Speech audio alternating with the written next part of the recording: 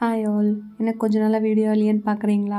கொஞ்சம் லைட்டாக பிஸிங்க. அரைச்சி விட்ட சாம்பார் எப்படி செய்கிறதுன்னு பார்க்கலாமா? குக்கரில் 1 கிளாஸ் அளவுக்கு துவரம்பருப்பு, கொஞ்சமாக பாசிப்பருப்பு சேர்த்துக்கோங்க. அதை நல்லா கழுவிட்டு கொஞ்சமாக மஞ்சத்தூள், ஒரு 3 பல்லு பூண்டு, பருப்பு முழுகிற அளவுக்கு தண்ணி சேர்த்து ஒரு 4 விசிலுக்கு ப்ரெஷர் குக் பண்ணி எடுத்துக்கோங்க.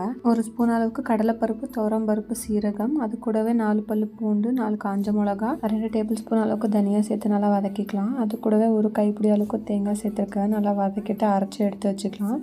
கடாயில் 2 டேபிள் ஸ்பூன் அளவுக்கு எண்ணெய், கொஞ்சமாக கடுகு சீரகம் போட்டு பொரிஞ்சு வந்ததும் ஒரு மீடியம் சைஸ் வெங்காயம், ஒரு பச்சை மிளகா, ஒரு காஞ்ச மிளகா சேர்த்து நல்லா வதக்கி விட்டுக்கோங்க. வெங்காயம் நல்லா வதங்கி வந்ததும் ஒரு மீடியம் சைஸ் தக்காளி சேர்த்து நல்லா வதக்கிக்கலாம். அது கூடவே நான் கேரட், பீன்ஸ், கத்திரிக்காய், முருங்கைக்காய் சேர்த்துருக்கேன். உங்களுக்கு தேவையான காய் நீங்கள் சேர்த்துக்கலாம். அது கூடவே குழம்புக்கு தேவையான அளவுக்கு உப்பு, கொஞ்சமாக மஞ்சத்தூள் சேர்த்து நல்லா மிக்ஸ் பண்ணி விட்டுக்கலாம். வீட்டில் அரைச்ச மிளகாத்தூள் 2 டேபிள் ஸ்பூன் அளவுக்கு சேர்த்துக்கலாம்.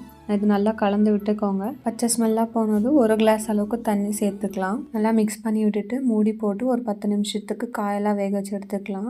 காயெல்லாம் இந்த அளவுக்கு 80% குக் ஆனதும் இப்போ வேக வச்சு வச்சிருக்க பருப்பை மசிச்சு சேர்த்துக்கலாம். அது கூடவே குழம்புக்கு தேவையான அளவுக்கு தண்ணி சேர்த்து ஒரு 5 நிமிஷத்துக்கு கொதிக்க விட்டு எடுத்துக்கோங்க. அது கூட அரைச்சி வச்சிருக்க மசாலா சேர்த்து நல்லா ஒரு 10 நிமிஷம் வேகட்டும். காயெல்லாம் நல்லா வெந்து வந்ததும் இப்போ கட் பண்ணி வச்சிருக்க மாங்காய் சேர்த்துக்கலாம். மாங்காய்லாம் நல்லா வெந்து வந்ததும் கிளாஸில் கொத்தமல்லி தூவி இறக்குனீங்கன்னா டேஸ்டியான அரைச்சி விட்ட சாம்பார் ரெடி. நீங்களும் கண்டிப்பாக ட்ரை பண்ணிட்டு எப்படி இருந்துச்சுன்னு மறக்காமல் கமெண்ட் பண்ணுங்கள். நெக்ஸ்ட் வீடியோவில் பார்க்கலாம். பாய்.